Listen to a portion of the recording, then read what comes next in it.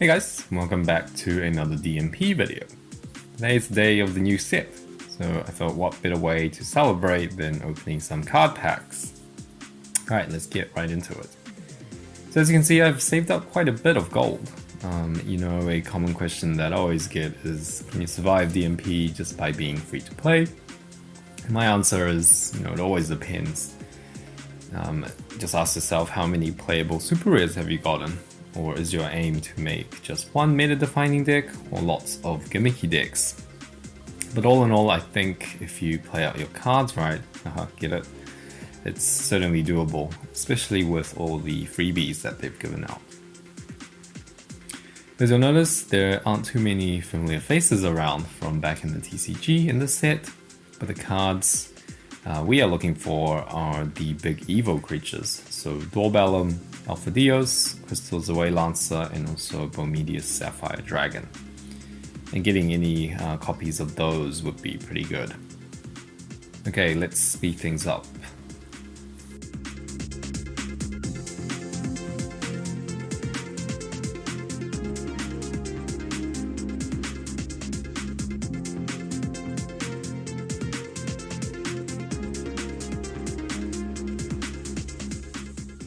So this card's pretty cool. I think the English name is Hell Scrapper, but basically an Apocalypse Vice, shield trigger, but for creatures, adding up to 5k. Not too bad.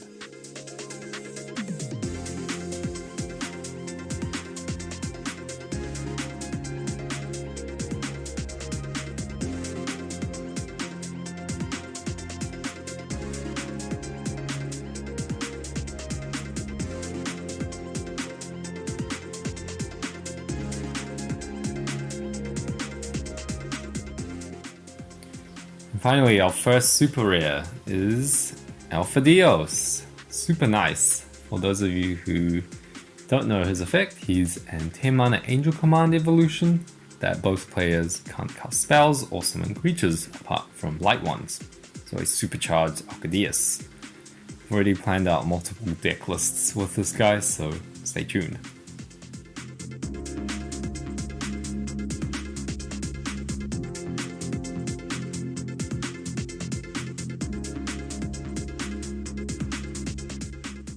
Here's our first Invincible card. Oh wow, 2 Invincible Cataclysms. So did I mention that these were in the set? We're coming back to Invincible Cataclysm. It retains its effect back in the TCG to destroy 3 shields, but it costs 8 if you're running a mono fire deck. Although this change I feel like is pretty inconsequential, and I don't really expect this to be played.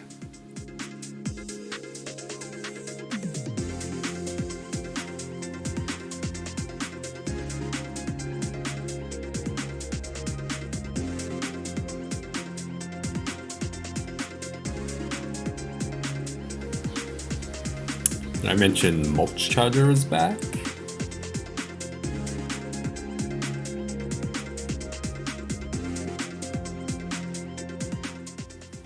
This guy's really interesting. I forgot the name of it, but we'll just call him the Ballom Summoner, because that's what he does. He's a 9 mana 5k, you can evolve a Ballom card from your discard onto him. So pair him up with Slash Charger, which also is now you discard the highest card of your deck, and this guy is essentially a 9 mana Ballom. Super excited to see what decks I can make with him. Maybe Ballom is finally viable. Here's another Invincible card, Invincible Aura, with a really interesting effect. So you add the top 3 cards of your deck into your shields, but also until the start of your next turn, all your shields have shield trigger. Imagine your opponent breaking into another Invincible Aura. But although you can think of all these cool cards having shield trigger abilities, it is still unfortunately not all that playable due to its really high cost. And also, when you play this in, say, a control versus control matchup, your opponent will have a way to bypass your shield triggers with a Bomedius or likewise. Speaking about duplicates, here's ALCADEIAS number 2.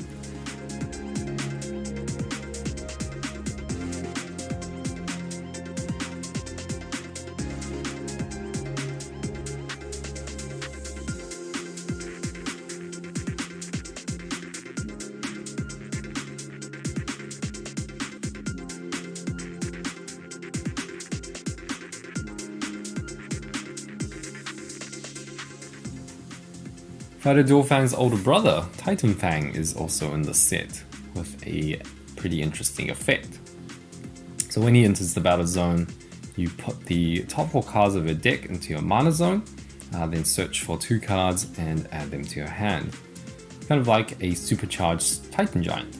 But unfortunately, he's a lot harder to summon now, and the 4 cards you get don't count as mana, which is a huge detriment to how playable he is. Just such a shame, really. He has such a cool artwork as well.